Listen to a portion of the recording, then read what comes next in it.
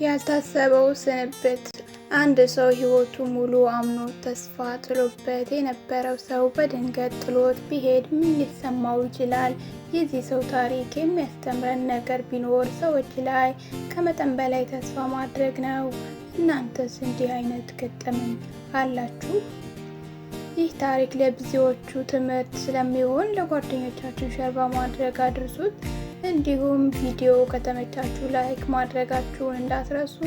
አዳዲስ ታሪኮች እንዲደርሳችሁ ደግሞ ሰብስክራይብ አድርጉ።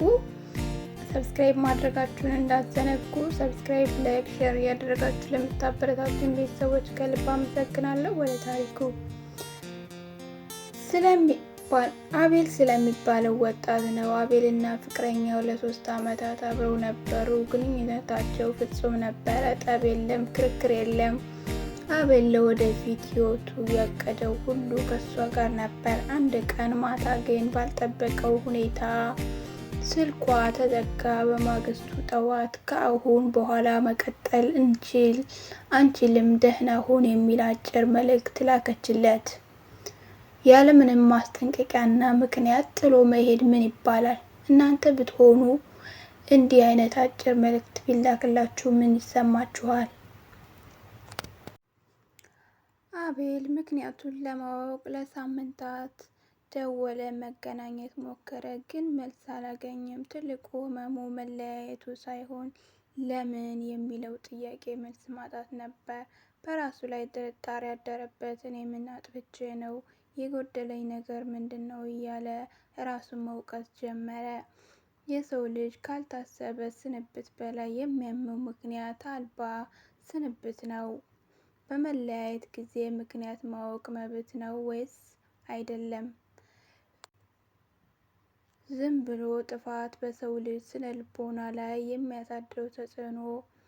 ከብዙ ወራት በኋላ አቤል አንድ ነገር ተረዳ። ጥሎኝ ለሄደ ሰው መልስ ስፈልግ ራሴን ህይወት እያቆምኩ ነው ብሎ አሰበ። አንዳንድ ጊዜ ሰዎች ጥለውን የሚሄዱት እኛ ደካማ ስለሆንን ሳይሆን የእነሱ ህይወታችን የመቆየት ጊዜ ስላበቃ እንደሆነ አመነ። ራሱን መውደድ ጀመረ። ዛሬ አቤል ጠንካራ ሰው ሆኗል፣ ግን ያጠባሳ አሁንም በውስጡ አለ። እና ለአቤል አንድ መልእክት አስቀምጡለት። ያልታሰበው ስንብት የደረሰባችሁ ሰዎች እንዴት ተጽናናችሁ? ይላል። ለአቤል የሚሰጡት ምክር ምንድን ነው? መጨረሻ መለያየትን እንደ መጨረሻ ሳይሆን እንደ አዲስ ምዕራፍ ማየት የምንችለው እንዴት ነው ብሏል። ይህንን ጥያቄ በኮሜንት አስቀምጡልኝ። ላይክ፣ ሼር፣ ሰብስክራይብ እንዳይረሳ። ስለምታበረታቱኝ ደግሞ አመሰግናለሁ። በሌላ አዲስ ቪዲዮ እስከምንገናኝ ባይ።